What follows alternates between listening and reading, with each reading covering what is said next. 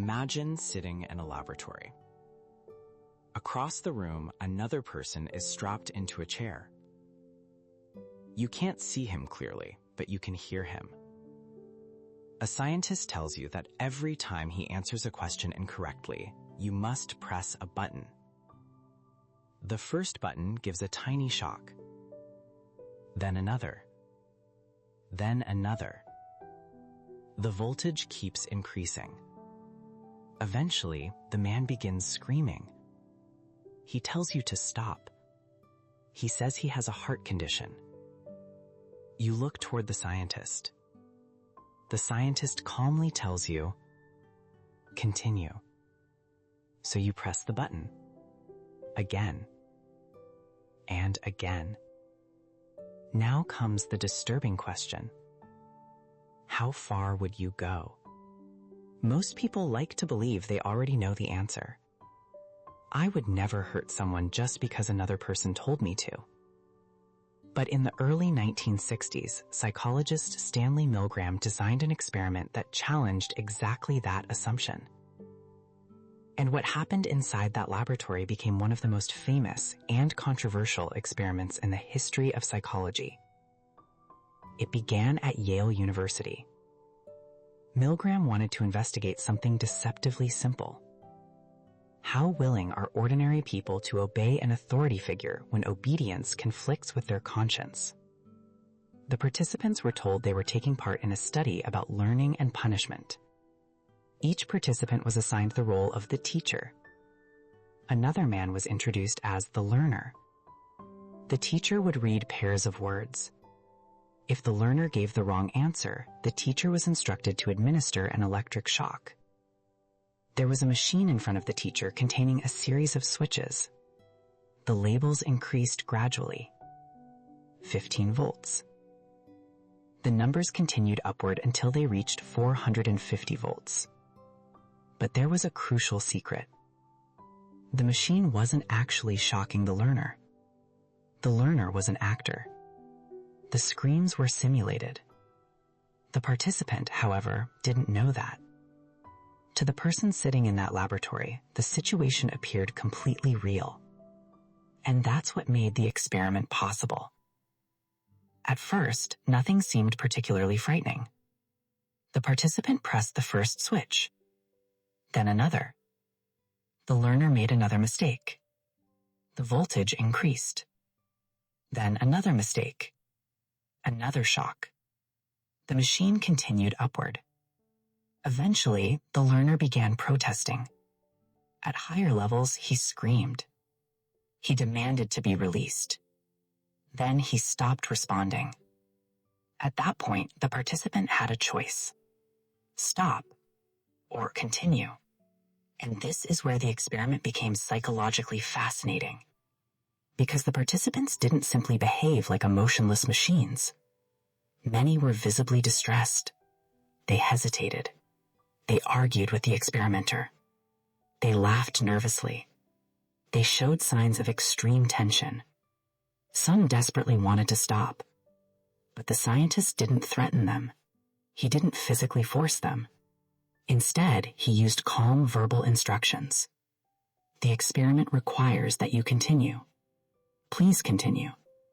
It is absolutely essential that you continue. And then something remarkable happened. A large proportion of participants continued all the way to the highest setting. In Milgram's classic baseline condition, 65% reached 450 volts. Think about what that means. These weren't prisoners. They weren't soldiers on a battlefield. They weren't people selected because they were unusually cruel. They were ordinary volunteers who had walked into a laboratory. And yet, when placed inside a powerful social situation, many continued doing something they believed was seriously harming another person. But there's an important detail that is often lost when people talk about Milgram. The experiment did not prove that 65% of humans are secretly monsters. That interpretation is far too simple. The deeper lesson was about the situation. The participant was caught between two competing sources of information. The learner was saying, "You're hurting me." The authority figure was saying, this is necessary. One voice represented personal morality. The other represented legitimate authority. And the participant had to decide which one to trust.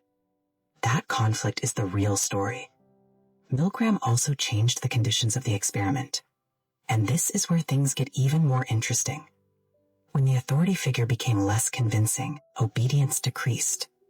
When the prestige of the environment was reduced, obedience also fell. When other people openly refused to continue, obedience could drop dramatically. In one variation, the presence of rebellious peers made participants far less likely to continue to the maximum level. This tells us something important. Authority does not exist only inside the person giving the order. It is also created by the environment, the uniform, the laboratory, the institution, the confidence of the person giving instructions, the belief that this person knows what they're doing. All of these signals can make an order feel legitimate. And once an authority feels legitimate, something psychologically dangerous can happen. You begin to think less about, what am I doing? And more about, what am I supposed to do? That difference sounds small. It isn't. Consider how often modern life works this way. A manager gives an instruction. A doctor gives a recommendation. A police officer gives an order. A professor tells a student what is required.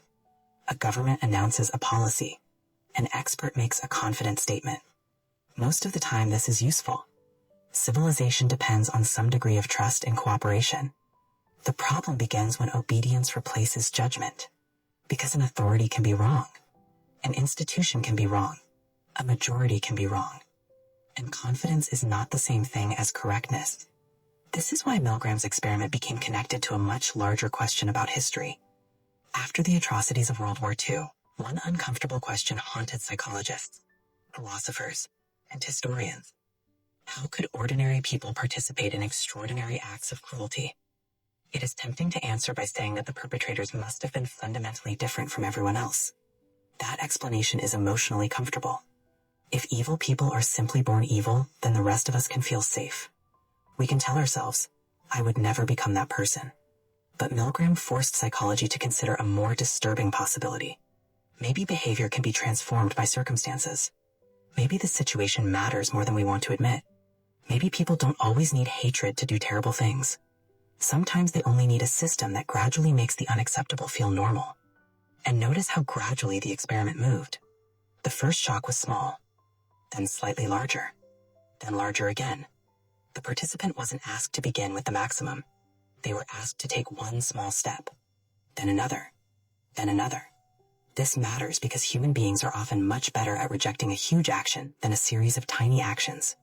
If someone told you, press this button and immediately cause enormous harm, you might refuse. But what if they said, just press this one, and then just increase it a little, and then continue? The boundary can move without you noticing exactly when you crossed it. That's one of the most disturbing parts of the experiment. The danger isn't always the command. Sometimes the danger is the sequence. Small compromises can create larger commitments. Once you've taken the first step, stopping can feel harder. You have already participated. You have already accepted the authority. You have already told yourself that the previous step was acceptable. So the next step feels only slightly worse. And then another, and another, until you are somewhere you never imagined you would be. But there is another lesson hidden inside Milgram's work. People can resist. The experiment did not produce universal obedience. A significant minority refused to continue. And later research has continued to examine how social context changes people's willingness to obey authority. A modern partial replication by Jerry Berger, using stronger ethical safeguards and stopping at 150 volts, found that many participants still showed substantial obedience tendencies. So the lesson isn't, humans always obey. The lesson is much more useful. Human behavior is sensitive to social structure. Change the authority. Change the environment. Change the presence of other people. Change who seems responsible. And behavior can change. Now imagine putting yourself inside that laboratory. The machine is in front of you. A scientist in a lab coat is standing beside you.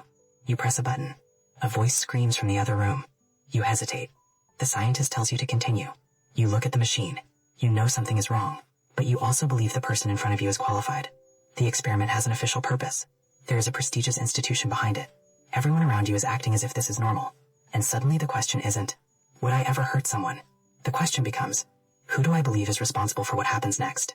That is a much harder question, because we like to imagine morality as a permanent part of our identity. I'm a good person. You're a good person. They're a bad person. But psychology suggests something more complicated.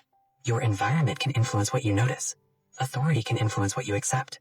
Groups can influence what you consider normal. And systems can divide responsibility until nobody feels completely responsible. That doesn't mean personal responsibility disappears. Quite the opposite. It means we need to recognize the situations that make surrendering responsibility easier. The most dangerous person in a system isn't necessarily the person who wants to cause harm. Sometimes it's the person who stops asking questions. The person who says, I'm just following instructions. That's not my decision. Someone above me approved it. It's the procedure. Everyone else is doing it. Each sentence can sound harmless. Together, they can become an escape route from personal responsibility. Milgram's experiment is more than a story about electric shocks. It is a story about the human need for certainty. We often